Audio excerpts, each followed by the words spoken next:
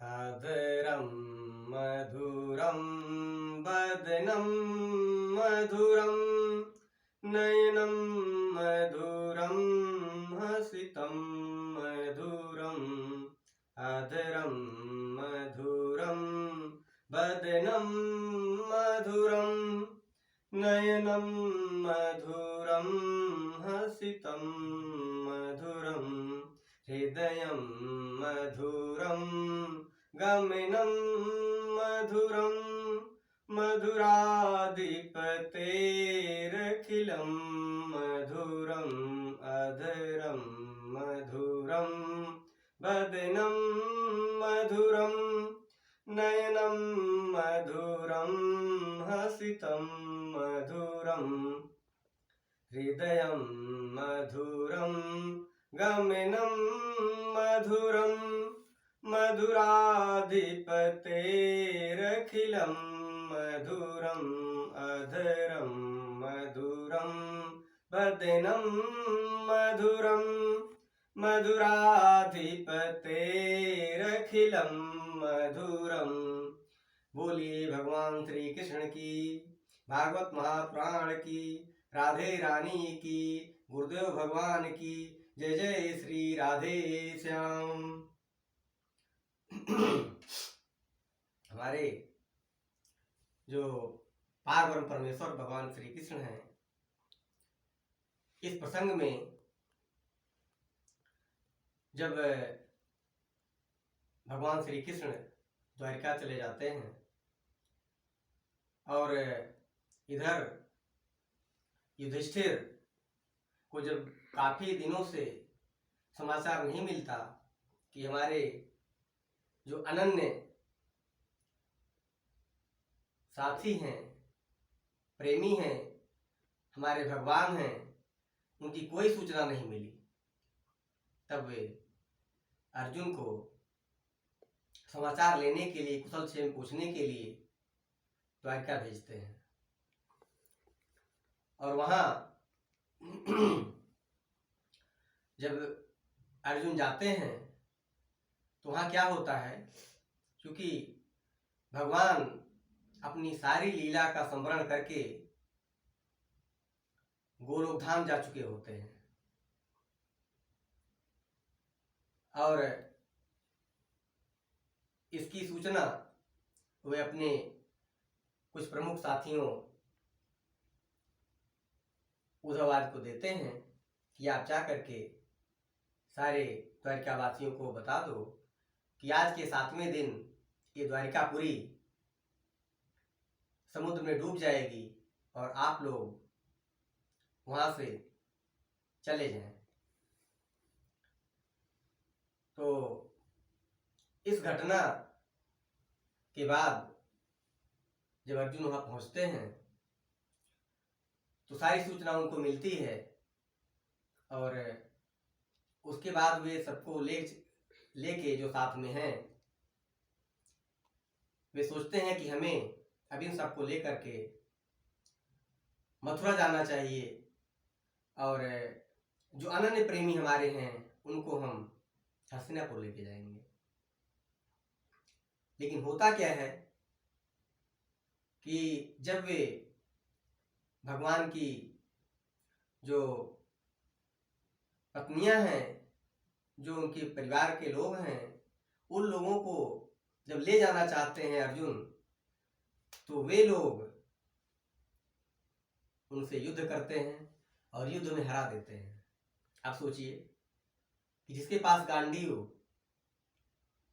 और अर्जुन जो महारथी हैं, वे युद्ध में हार जाते हैं और एक अबला की तरह वापस आते हैं हस्तिनापुर में। और इधर अपशकुन होने लगता है हस्तिनापुर में और बहुत ही परेशान हो जाते हैं युधिष्ठिर, और वे सारी बातें अपने भाइयों में करते हैं और यही सोच ही रहे होते हैं कि भाई भीम, आपके पास 10,000 हाथियों का बल है, आप धीर वीर उदात्त हो, आप जाकर के पता करो कि अभी अर्जुन क्यों नहीं आए। तो तभी क्या होता है कि वहां जो अर्जुन है वे आते हैं और क्या कहते हैं युधिष्ठिर से, यो नो जुगुव वनमेत दुरत्कृता दुर्वशो अरिभिताद युताग्र्य च साकान्यशिष्टु युज्य मत त्रिलोकीं तृप्ता ममम अस्त्रशूलेन विनिमांग संघ।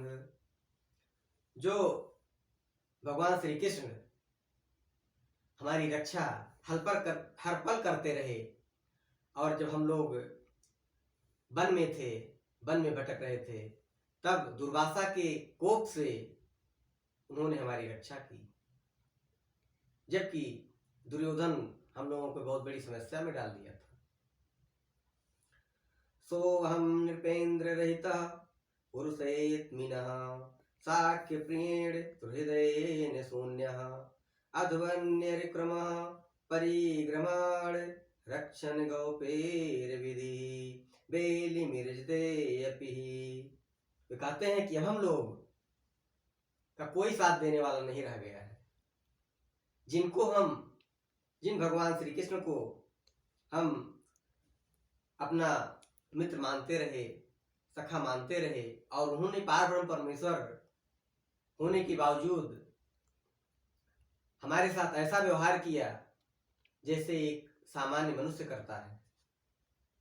वे कोई अंतर नहीं किया, उन्होंने विभेद नहीं किया, और अपनी जो उनकी शरणागत वत्सलता थी वह इतनी प्रबल थी कि हम लोग समझ ही नहीं पाए कि ये पार ब्रह्म परमेश्वर है या नहीं, क्योंकि उनका स्वभाव जो था, जो उनका विचार था, जो आचार था, वह इतना मानवीयकरण था, मानवपूर्ण था कि हम लोग कभी कभी उनको अपशब्द ही बोले, उनके साथ शिष्टाचार नहीं किए। ऐसे भगवान हमको क्षमा करें, और हम लोग बहुत अन्याय किए हैं उनके ऊपर। तो युधिष्ठिर जब पूछते हैं सारी चीजें और उनका मुंह लटका हुआ है, वे बिल्कुल उदास हैं, तो कई कई प्रश्न पूछते हैं युधिष्ठिर उनसे, लेकिन वे शिष्टाचार पूर्वक कुछ प्रश्नों का उत्तर देते हैं, कुछ का नहीं देते, और कहते हैं विप्रशाप विमूढ़ानां नियनतां मुष्टिभिर्भयः वारुणी मदिरां पीत्वा मदोन्मथित चेतसां। वहां पर भैया यह हुआ कि बारूणी मदिरा पी करके आपस में सब लोग लड़ते रहे, और लड़ करके काफी लोग मर गए, और हमें भी हरा दिया। निशम्य भाव भक्तिन संस्थाय दुकुलस्य च स्वपलाय मतिम चके निवृतात युधिष्ठिरः। और जो यदुकुल था, क्योंकि जो यदुकुल में लोग थे, भगवान श्री कृष्ण ने ऐसी रचना रची कि काफी जो क्रूर आताई लोग थे वो महाभारत के युद्ध में ही मारे गए, और जो कुछ लोग बचे, जो वृषवंश सात्वत कुल में, उनको भगवान ने ऐसी भाव प्रक्रिया दी कि आपस में वे लोग मृत्यु को प्राप्त हो गए।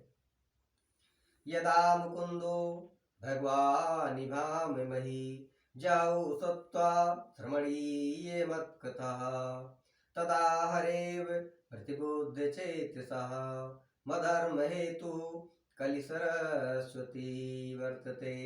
वहां पर जो भगवान श्री कृष्ण ने किया वह अतीव महती आवश्यकता थी, क्योंकि हमारे भगवान श्री कृष्ण अकारण कोई कार्य नहीं करते। अकारण अगर करते हैं तो अपने भक्तों पर कृपा करते हैं और मनुष्य का शरीर देते हैं,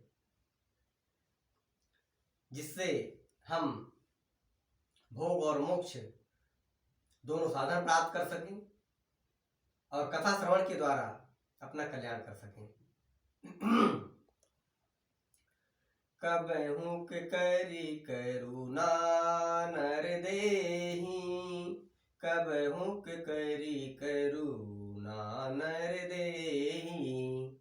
बहुत करुणा करके भगवान ये शरीर देते हैं, और ये शरीर इसलिए देते हैं, साधन धाम मोक्ष कर द्वारा। जो ये साधन है, जो मोक्ष का साधन है, और हमारे मोक्ष का ये द्वार है, जिससे हम अपना जो प्रारब्ध संचित और क्रियमाण है, इन तीनों कर्मों को अच्छा कर सकें, और जो हमको साधन मिला हुआ है उसके माध्यम से हम अपना कल्याण कर सकें। मोक्ष का साधन है मनुष्य का शरीर। तो इस मनुष्य के शरीर में हमको भगवान की कथा करनी चाहिए, कीर्तन करना चाहिए, जिससे हम सभी का कल्याण हो सके। तो युधिष्ठिर ने क्या किया, स्वराट पौत्रम विनियमात्मनः सुशुभम गुणैः मथुरायां तथा व्रजम सूरसेन पतिम ततः। तो उन्होंने जो परीक्षित हैं, युधिष्ठिर ने उनको हस्तिनापुर का राजा बनाया, और जो बद्रीनाथ था उसे मथुरा का राजा बनाया। और इन सबको विरक्ति उत्पन्न हो गई कि अब भगवान श्री कृष्ण नहीं रहे, बहुत दुखित हो गए ये लोग, कोई नहीं रहा, और ये लोग अब सभी पांडु स्वर्गारोहण की तरफ, यानी इनको अपना जो पूरा जीवन है ये नीरस लगने लगा, और ये स्वर्गारोहण की तरफ चल दिए, और अपने आप को भगवान की भक्ति में लीन कर दिए। बोलिए सच्चिदानंद भगवान की जय। इस प्रकार से जो पांडु हैं, जो 5 पांडव हैं, इन्होंने अपना जो जीवन है वह समर्पित कर दिया, और ये मान लिया कि जो भगवान की ये माया है, इससे मोह जनित कोई नहीं हो सकता, मोहयुक्त ही होना पड़ेगा, क्योंकि यह भगवान की जो लीला है, मुस्कुराहट है, इससे कोई बच नहीं सकता। तो ईश्वर सत्य जगन मिथ्या जीवो ब्रह्मैव नापरः। ईश्वर सत्य जगन मिथ्या जीवो ब्रह्मैव नापरः। केवल ईश्वर ही सत्य है, अब पूरा संसार मिथ्या है, ऐसा प्रण ठान लिए पांडु, और भगवान श्री कृष्ण में के चरणों में अपना अनुराग लगाए। इसी तरह से भगवान पांडवों का कल्याण किए। भगवान हम सभी का कल्याण करें। और श्रीमद् भागवत जो कथा है, यह साक्षात पारब्रह्म परमेश्वर है, भगवान श्री कृष्ण है, और हमें अगर ऐसा अवसर मिलता है तो अपने आप को सौभाग्यशाली समझना चाहिए। भगवान आप सभी का कल्याण करें, राधे रानी आपका कल्याण करें। बोले जय जय श्री राधे श्याम, जय जय श्री राधे श्याम, कृष्ण भगवान की जय, जय जय श्री राधे।